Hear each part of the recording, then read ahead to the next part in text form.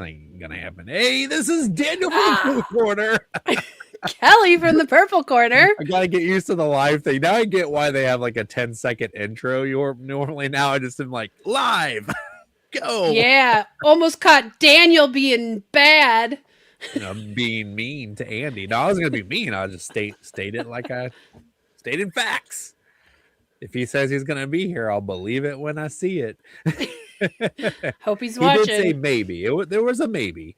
He is he's traveling. We'll give Yes. him. We'll give him some room on that one. For all I know, is he could be stuck in a blizzard in the mountains of Colorado. And wouldn't you feel bad? I would feel horrible, mostly for his wife. I was gonna say the same thing.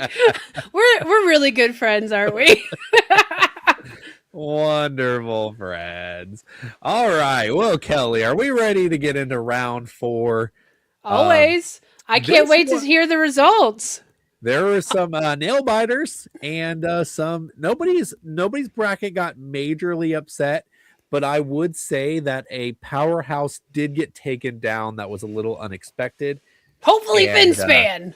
Don't tell me. We'll find out. Yesterday I said Wormspan was the only span representation in this competition. I totally forgot about Finspan. Yeah, like everybody else, hopefully today. We'll find out here. So let's take a look at the first matchup.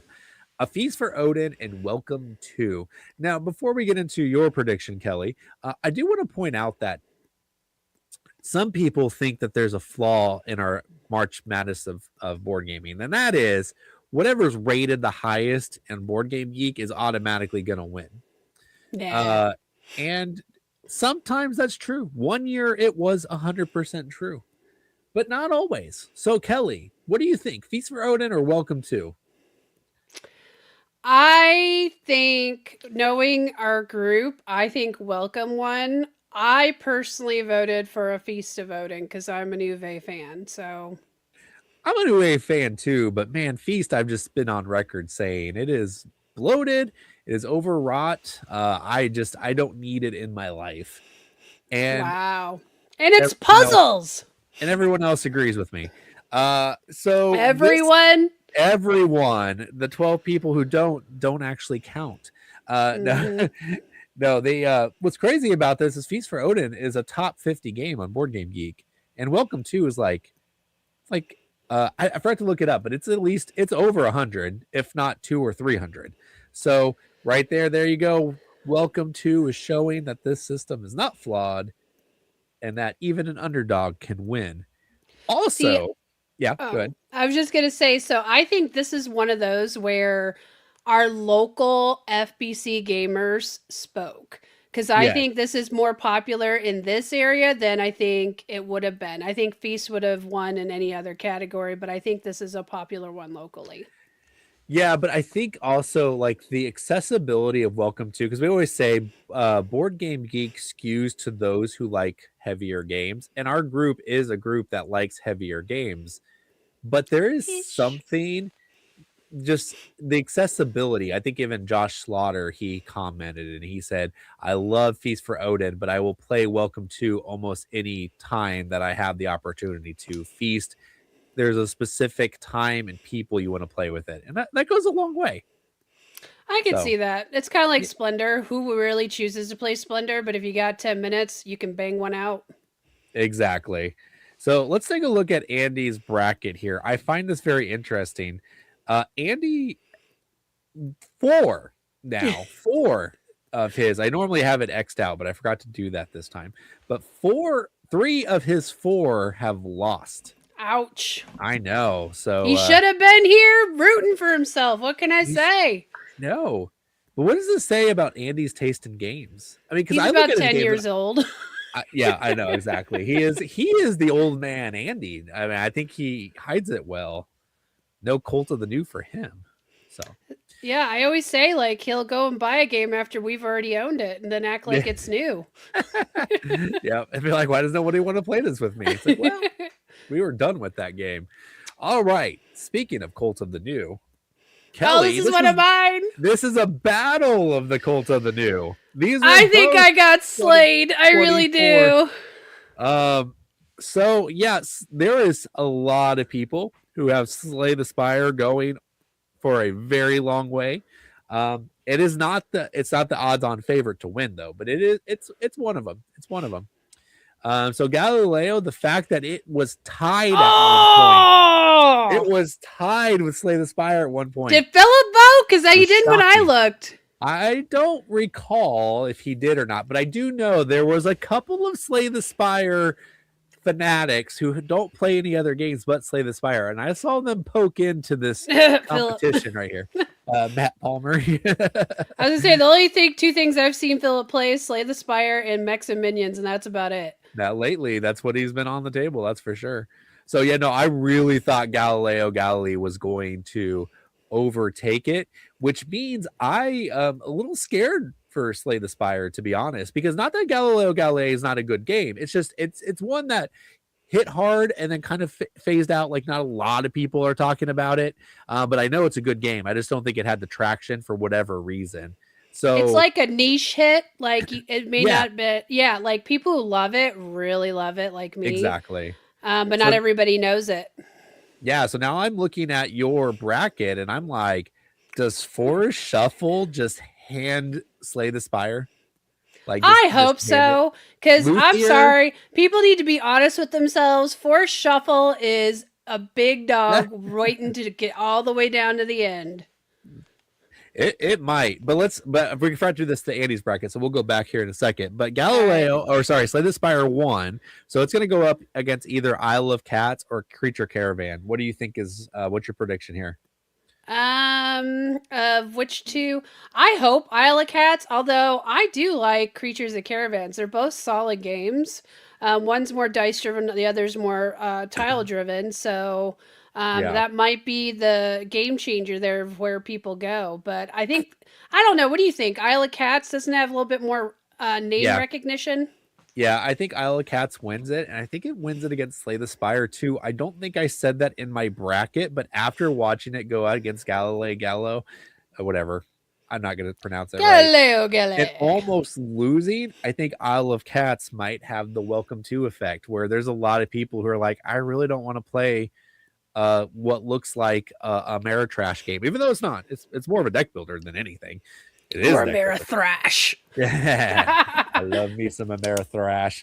Mr. Newbins, though, he appreciated that we called it trash, and I was like, well, don't listen to my Ameritrash for thrash episode because I kind of like the word thrash. Yeah, that was a little head tip to Newbins from his conversation. Yes. So, anyways, let's go back to Andy's real quick. So, Welcome to is either going to go against Keyflower or Marrakesh. Oh yeah. Welcome to wins against either one of those. I don't know. Easily. Keyflower though. Keyflower, I don't know. I'm trying to be kind of divisive. Even my immediate friend group, they all really dislike Keyflower. Andy likes it. I think you like it, but like the other portion of our friend group hates it. So I don't know. It could be pretty divisive.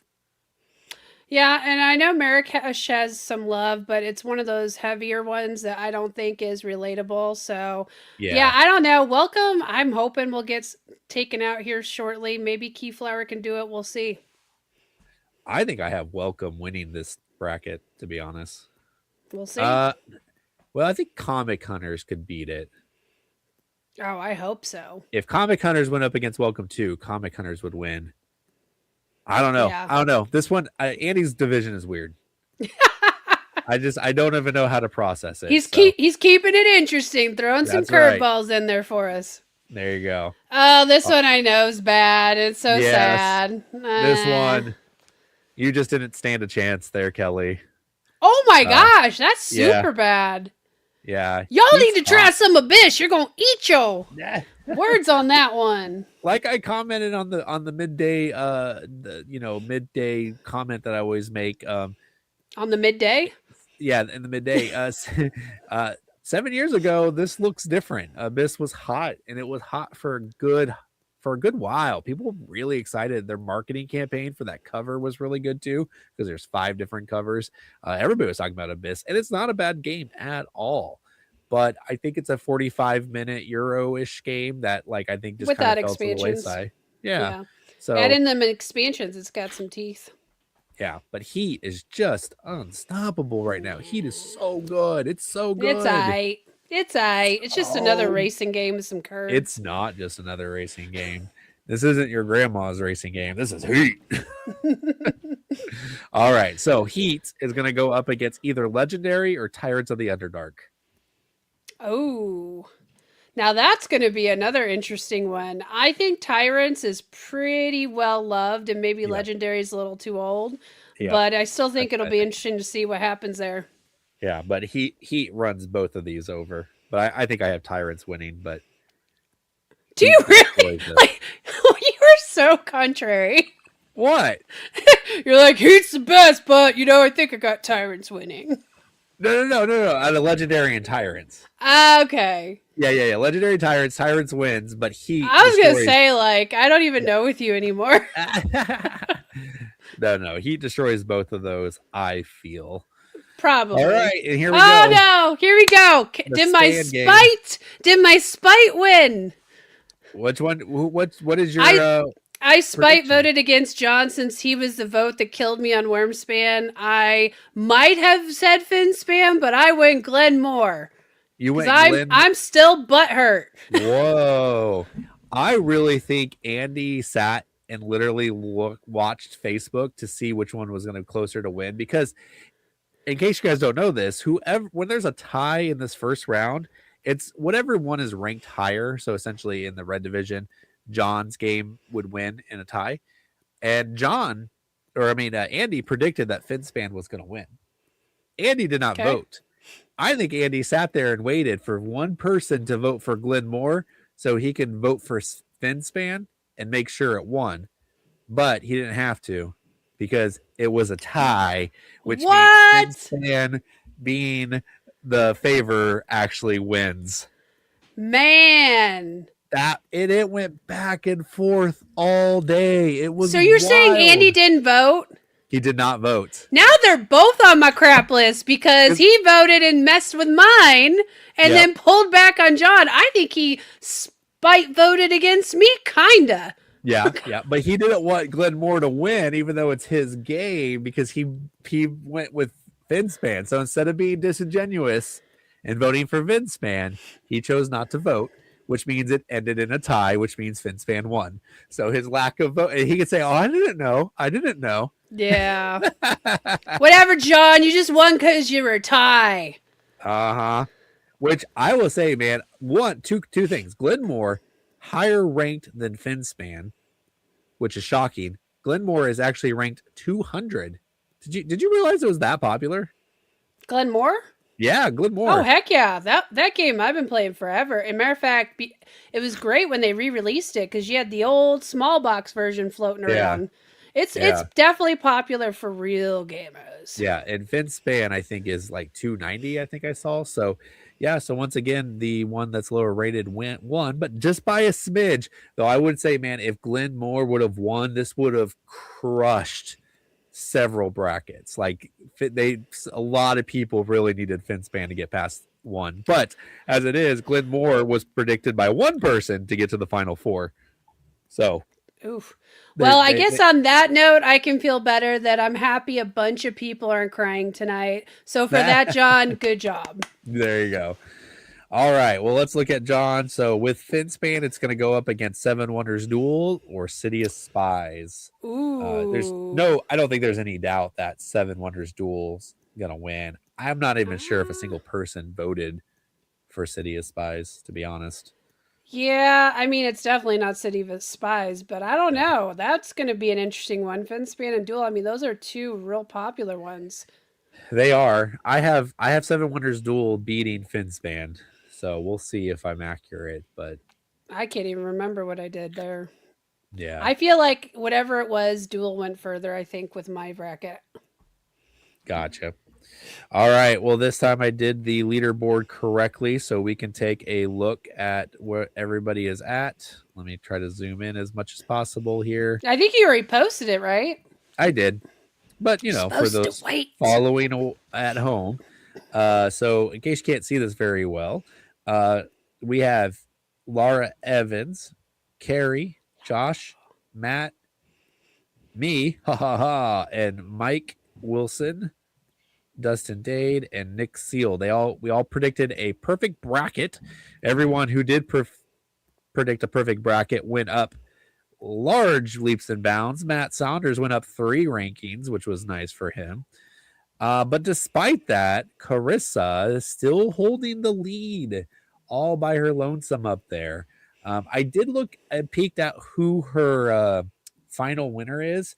Now, Carissa won last year, so that's why I'm kind of focusing. I was going to say she's the one to beat. It was between her and Andy, and I looked at her final prediction. I'm not going to spoil people because I don't want anybody to hate draft or anything like that. But I will say her pick is different than a lot of other people's. So, Carissa, I mean, I hope you're right, because if you're right, you're the only one that's right. Or one of the few that are right. So, Andy, me and John, fun fact, me and John have the exact same prediction. So, if shocker. Between the battle between me and John, all of these small ones actually are going to matter a lot to who's going to win, because when it gets to the end, it's pretty much identical. Yeah, I've seen my stars fallen. I better get these other ones right. Yeah, Kelly, you went down by 2. That's rough. That's rough. I was in 3rd, and then I'm in like what, 6th? 6th. Yep. All right. Well, there you go, guys. That is our March Madness of board game recap day 4. We do take a break. We do not do this on Friday, Saturday, or Sunday, but we will restart again on Monday, and we'll see the next 4 of round 1, and then after that we get into the best of the best, the Sweet 16, the Elite 8, the Final 4, and then the finals to find out who will join the March Madness of Board Gaming FBC Gamers Hall of Fame. So, all right, guys. Well, that's going to be it for today. That's it for this week. Also, Kelly and I, our number 1 games of all time dropped. If you've been following this, they probably won't be a surprise to you because we kind of spoiled it, which in the future we're gonna time that a little bit better.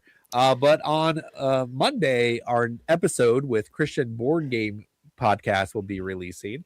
We did the top 10 games to play with Apostle Paul. It was a great time. We laughed so hard. I highly recommend this episode. Do not miss it. It was fantastic to film. I hope it's fantastic to watch. There you go. And don't forget to like and subscribe. I always forget the ask. See, that's why we brought Kelly on the show, just to ask for subscribes. That's it. I'm a great beggar. Like and subscribe. All right, guys. Well, thank you. And until next time, we'll see you around the board and the stream. I'm going to